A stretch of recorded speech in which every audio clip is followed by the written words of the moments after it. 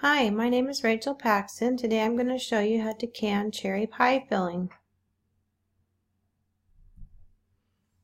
In this class you'll learn how to make and can cherry pie filling. I'll lead you through the process step by step. I'll give you the recipe and canning supply list that you need to print out and for future reference, and you'll also gain the confidence you need to try more canning recipes on your own. For this recipe, you're going to need about 10 pounds or 25 cups of tart cherries. This is to make 4 quarts of cherry pie filling, or 4 pies. So if you want to cut this in half, you can. You need 3½ cups of sugar, a cup of clear gel, half a teaspoon of cinnamon, a half a teaspoon of almond extract, and a 1/4 cup of bottled lemon juice. You also need a boiling water canner, a canning rack if you're using your own stock pot, a jar lifter, a cherry pitter, which is optional, a wide mouth funnel, and a 4-quart canning jars. This is what a boiling water canner looks like. If you don't already have one, you can pick one up at Walmart or order one on Amazon for about $32. There's a link to this in your supply list in your course materials.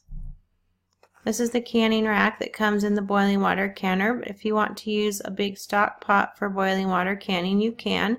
These cost about $10. You need to put this in the bottom of your stock pot so that your jars don't sit on the bottom of the pan. The jar lifter is for taking your jars in and out of the pan. This is a NorPro cherry pitter. There is a link to this in the supply list in your course materials. These are about $20.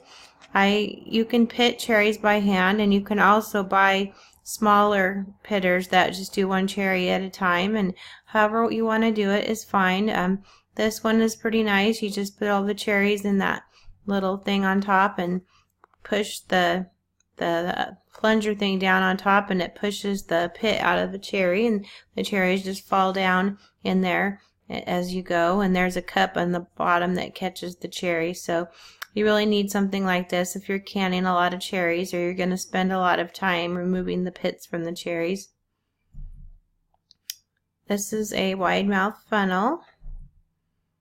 You want to fill your canner about 3/4 the way full with water and start it heating after you get your cherries pitted. You want to sterilize your jars, rings, and lids in the dishwasher. If you don't have a dishwasher, you can use a pan of boiling water on the stove to sterilize them, but the dishwasher is the easiest way to do it. You want to select red, tart, or sour cherries for this recipe. I've made this recipe with sweet cherries, and I don't think it turned out as well. I tried it with Rainier cherries one time, and if you're looking for a pie filling like you'd get at the store, then you want to use sour cherries for this recipe. So first you want to use your cherry pitter to remove the pits from the cherries. Next, assemble your other ingredients. This is the clear gel and sugar and lemon juice. Clear gel is a form of cornstarch. You use it for a thickener in canning. Cornstarch has been found to not be safe for canning. It's hard to find clear gel at the store, but you can order it in pound and 2-pound packages on Amazon. 1 pound is about $10, and there's quite a bit of clear gel in a pound, so you can use it for quite a few recipes. So if you need to get some of that, there's a link to it in your course materials on your supply list. And you'll use this a lot for thickening sauces and pie fillings when you're canning. So it is definitely useful, and you will need that for this recipe. You want to whisk water, sugar, clear gel, cinnamon, and almond extract together in the stock pot. The almond extract and the cinnamon are both optional, but the almond extract gives it a really nice flavor. You want to cook this until the mixture thickens and boils. It will thicken very quickly. So as soon as it thickens and boils, you want to remove it from the heat and stir in the lemon juice. Well, actually, don't remove it from the heat. Just stir in the lemon juice and then boil it for a minute. And then your mixture will be really thick, and you want to stir your cherries in. You don't need to cook it anymore after you put the cherries in, but you should have a mixture that looks like cherry pie filling. You want to ladle that into your sterilized jars, leaving an inch headspace.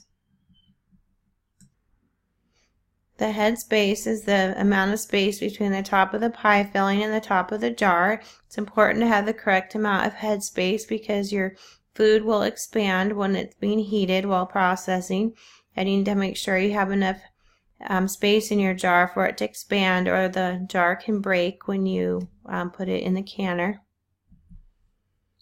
Next, take a damp towel or paper towel and wipe the rims of your jars. Make sure there's nothing sticky or anything on top of your jars that will keep your jars from sealing. Place your rings and your lids on the jars just finger tight. Next, process your jars in the boiling water canner for 35 minutes. When you put your jars in the canner, the water should be an inch above your jars. If there isn't enough water, you need to put some more water in there, and don't set the timer until the water's boiling. After the 35 minutes is up, you want to use your jar lifter to take your jars out of the canner and set them on the kitchen counter to cool. Usually your jars will seal in the canner, but not necessarily. It can take 15 or 20 minutes for them to seal after they come out of the canner. You should hear a pinging noise when it seals. You can tell if a jar is sealed or not by pushing down on the top of the lid with your finger, and if it's flat and doesn't move, it is sealed, and if it pushes down and up again, then it is not sealed. And if it's not sealed, you can still eat it, but you need to put it in the refrigerator and use it within the next week. But if it is sealed, you can put it in a dark, cool area for 1 to 2 years. 1 quart of cherry pie filling will make 1 cherry pie. This pie filling is delicious, so if you can get a good deal on these cherries in the summer, it's good to make a few quarts of these so you can make cherry pie in the fall. So, hope you enjoy this recipe.